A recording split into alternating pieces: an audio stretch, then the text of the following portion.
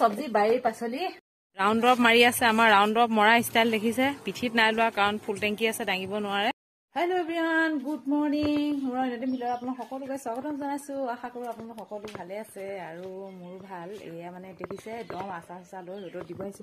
যিহেতু বহুত দিনৰ মূৰত ৰ'দটো দিছে আৰু ৰ'দটো দিলে বহুত বেছি ভাল লাগে, কামো বহুত ওলায় আৰু ভাবিলোঁ আজি আচাৰখিনি ৰ'দত দি দিওঁ কাৰণ বিহু বুলি সেনেকেই গৈছে আৰু বেছি নাই আচাৰ, মোৰ কমকৈ আছেগৈ আৰু বনাবলৈও হ'ল। আৰু এইফালে আমি ৰাতিপুৱা লাল চাহখন খাব লৈছোঁ কাৰণ লাল চাহখনে মেইন নহয় জানো। ৰাতিপুৱাই যদি মুখখন ধুই ধুনীয়াকৈ একাপ লাল চাহ খাই দিওঁ তেতিয়া গোটেই দিনটোলৈ ফ্ৰেছ লাগি যায়। আৰু এইফালে মইনা বিস্কুট লৈ লোৱা আছে। লাল চাহৰ লগত কাটা বিস্কুটটো বহুত ভাল লাগে আৰু ৰাতিপুৱাই যদি এনেকৈ কাটা বিস্কুট চাহখন খাওঁ সঁচাকৈ বহুত ভাল লাগে নহয় জানো।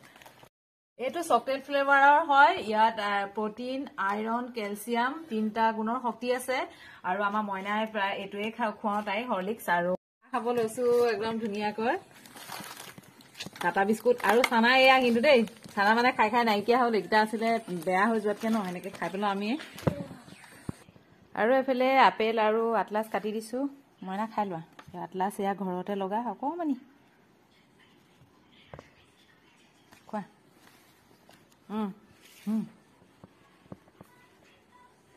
চবকে দি দিছো, এপিচ এপিচ ৰাতিপুৱা খাই লোৱা, গাত শক্তি আনি লোৱা। আৰু ফুল আৰু পুৰবি একদম টিকলি দুটা মিলি ৰাউণ্ড অফ মাৰি আছে। আমাৰ ৰাউণ্ড অফ মৰা ষ্টাইল দেখিছে, পিঠিত নাই লোৱা কাৰণ ফুল টেংকি আছে, দাঙিব নোৱাৰে। দাঙি ঘূৰি ফুৰিছে কাৰণ এতিয়া হাঁহ কুকুৰ দিন আহিছে যিহেতু কুকুৰোৱা আৰু সেইটো কাৰণে একদম ঘৰৰ কিনাৰত বন হৈ গৈছে। এইবিলাকত অকমান মানে একদম ৰাউণ্ড অফ মাৰি ৰাতিপুৱা চাৰ্ফত দি থোৱা কাপোৰখিনি ধুই লৈছো ধুনীয়াকে। আৰু কাপোৰখিনি যে সদায় ওলায়ো, ইমান কাপোৰ ওলাই নহয়। সদায় এবাৰকে কাপোৰ ৰেগুলাৰ ধুবলগীয়া হয়েই। আমাৰ মইনাই বেছিকৈ বেয়া কৰে বাৰু। আৰু কাম যে মানুহৰ কৰি কেতিয়াও শেষ নহয়, সদায় কাম। আৰু কাপোৰখিনি যে মোৰ ধুই আমনি লাগি যাব, ইমানেই কাপোৰ ধুবলগীয়া হৈ গৈছে, কঁকাল বিষাই যায়গৈ। আৰু ৰ'দটো দিলে সঁচাকৈ বহুত বেছি ভাল লাগে কাৰণ কাপোৰ কানিবোৰ ধুনীয়াকৈ শুকাই, বহুত কাম হয়। আৰু আজি কাম মানে বহুত কাম আছে আৰু ভিডিঅ'টো আপোনালোকে একদম শেষলৈকে চাই থাকক মই কি কৰি গৈছোঁ আজি দিনটো। আৰু আমাৰ এয়া মুৰ্গীখিনি ধুনীয়াকৈ চৰি আছে।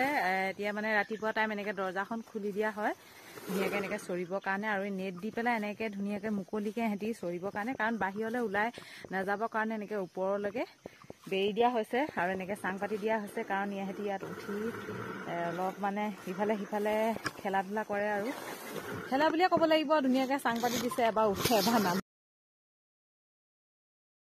এইফালে বাৰীলৈ আহিলোঁ পাচলি চাবলৈ আৰু মই এইবিলাক খেতি কৰা বাৰীখন দেখুৱাই দিছোঁ ধুনীয়াকৈ।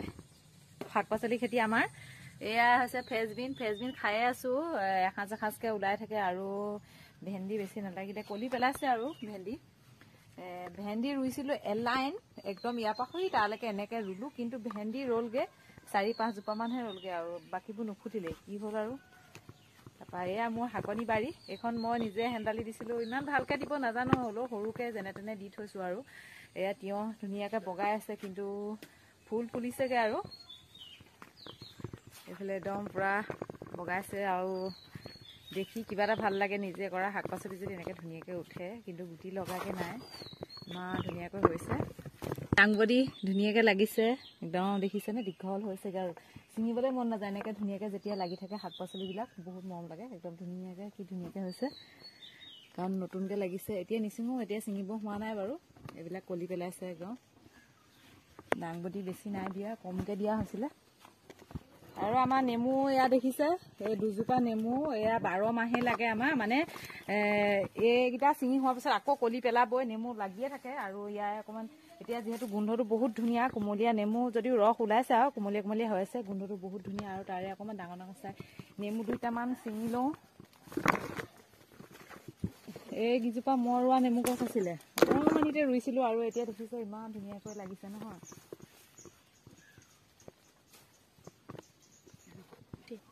এয়া বেছি নাই চিঙা, বেছি চিঙি থ'লে গছত লাগি আছে, দৰকাৰ হ'লে নিমি খাই থাকিম। আছে এটা গছত একদম এয়া দেখিছে গছকেইজোপা ইমান ভাল নহয় চেহেৰাটো, কিন্তু ৰঙালাও লাগিছে। 2-3টামান খোৱা হ'ল আৰু এইটোৱে লাষ্ট আছেগৈ। এইটো আজি চিঙো, ঘৰতে খাওঁ আজি। বাৰীৰ পাচলি যিহেতু, আৰু কেঁচা ৰঙালাওটো খাই ভাল লাগে। পকিবলৈও থৈছোঁ, বেলেগ এজোপাত আছে দেখুৱাম বাৰু। এইটো চিঙি ল'লোঁ, বেঙেনা চিঙি লৈছোঁ, কাৰণ গছজোপা বুঢ়া হৈ গৈছে যে এতিয়া ইমান ডাঙৰ ডাঙৰ নহয়, সৰু সৰু হৈছে বেঙেনাবিলাক।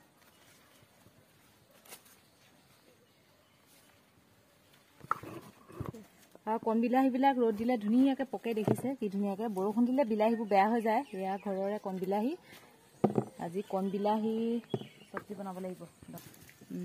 এয়া আমাৰ বিলাহী ছিঙি আছোঁ।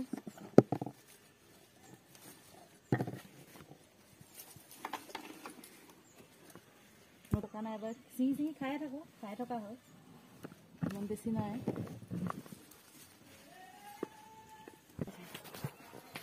বিলাহী ছিঙিবলৈ ক'ত সোমাইছোঁ, গাঁতত সোমাই গ'লোঁ। বিলাহী ছিঙিবলৈ একদম ক'লৈ আহিলোঁ। আৰু আছে, আৰু নাই, সেইফালে নাই। আৰু এয়া আমাৰ ঘৰৰ জলকীয়া খাব পৰা হৈছে, বহুত জ্বলা কিন্তু দেই।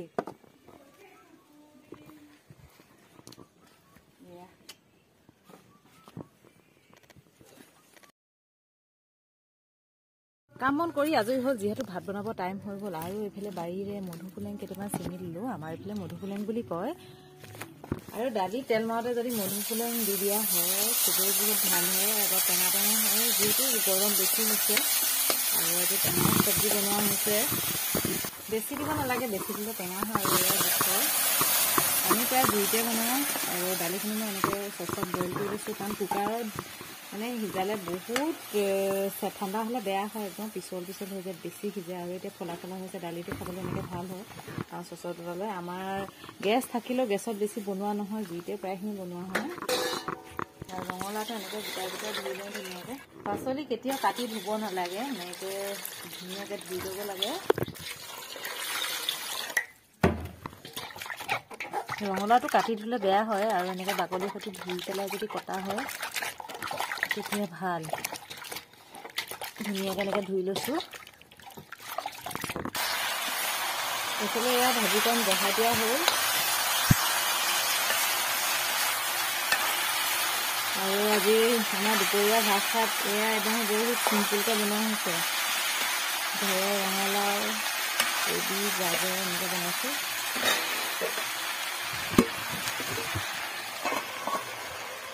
আৰু এইফালে বেঙেনাখিনি কাটি পেলাই অকণমান তিয়াই থওঁ ইয়াত। আৰু এনেকৈ তিয়াই দিছোঁ, বেঙেনাৰ যিটো খাৰ পানীটো সেইটো যোৱাব লাগে, এনেকৈ তিয়াই থৈ দিওঁ অলপ টাইম। আমি দুপৰীয়া এয়া ভাত সাজ খাব লৈছোঁ। আৰু মানে মাখি এনেকুৱা হৈছে নহয়, মাখি মানে এনেকৈ খেদি খেদি থাকিবলগীয়া হৈছে। আৰু আজি ভিডিঅ'টো ইমানেই আছিলে। আজি যদি ভিডিঅ'টো চাই আপোনালোকে ভাল পালে তেতিয়াহ'লে লাইক কমেণ্ট কৰিব, লগতে মোৰ পেজটো ফ'ল' কৰি দিব, আৰু Rumi M S blog YouTube চেনেলটো ছাবস্ক্ৰাইব কৰি দিব। আজিলৈ বাই বাই।